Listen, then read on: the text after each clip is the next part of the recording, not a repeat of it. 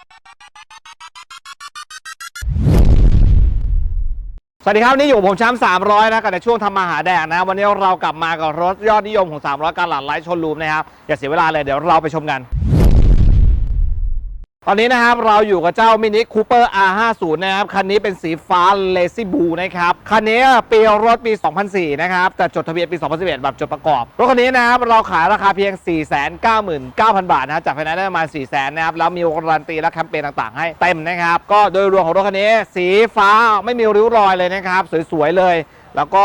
ล้อแม็กนะครับล้อแม็กเป็นล้อแม็ก JCW ขอบ 17 นะครับตรงรุ่นพร้อมยางสภาพพอใช้แล้วกันถ้าอยากจะให้ดีก็เปลี่ยนใหม่แล้วกันไฟหน้าเป็น LED นะครับเป็นไฟหน้าแต่งเรียบร้อยแล้วริ้วรอยต่างๆก็มีบ้างเล็กๆน้อยๆนะครับแต่ตัวสีเนี่ยไม่มีเลยค่อนข้างที่จะสมบูรณ์นะครับเดี๋ยวเรามาดูในตัวภายในกันดีกว่านะครับภายในคันนี้เป็นเบาะหนังนะครับเป็นสีน้ำตาลมัสตาร์ดนะครับพวงมาลัยเป็นพวงมาลัยรุ่นใหม่แล้วนะครับคันนี้นะครับเลขไมล์100,000 โลนะครับแล้วก็ตัวพรมนะครับพรมเป็นของ MA Car Max รถก็เบาะหนังค่อนข้างที่จะสวยคมเมียมแต่งครบหมดรถพร้อมใช้นะครับสำหรับใครที่สนใจก็บอกเลยว่าตัวบอดี้สวยหมดนะครับรถมีการเก็บสีมารอบคันเรียบร้อยแล้วพร้อมใช้เลยนะครับก็เดี๋ยวเรามาดูในโซนของด้านหลังนะครับ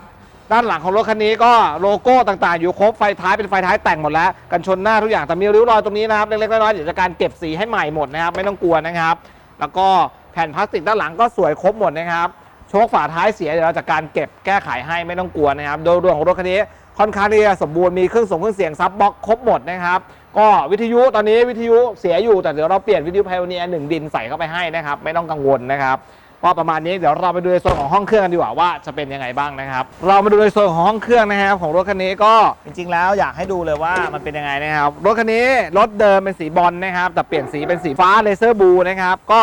เรียมสวยพร้อมใช้นะครับเครื่องน้ำมันไม่มีไม่มีเยิ้มนะครับพร้อมใช้แต่ต้องบอกก่อนว่ามินิอาจจะไม่ได้เป็นรถที่ขับดีที่สุดนะครับแต่ขายด้วยรูปโฉมของมันนะครับขับก็บ้านๆไม่ได้ดีมากนะครับแล้วก็ต้องเข้าใจในการเซอร์วิสรถรุ่นนี้ด้วยขับไปอาจจะต้องมีการเซอร์วิสหรืออะไรก็แล้วแต่จะเป็นของเรื่องปกติของมินิใครอยากรู้รายละเอียดให้ไปดูที่รู้ไว้ไม่โง่นะครับ EP แรกเลยที่เราทำนะครับสำหรับใครที่สนใจเจ้ามินิคูเปอร์คันนี้นะครับปี 04 จดทะเบียนปี 2011 นะครับราคาอยู่ที่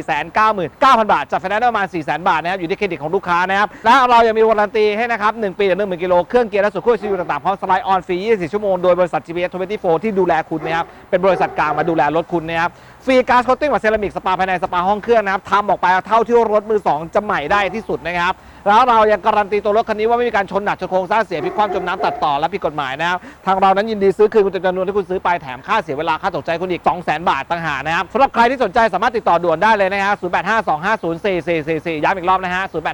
0852504444และไลฟ์แฟชั่นของโชว์รูม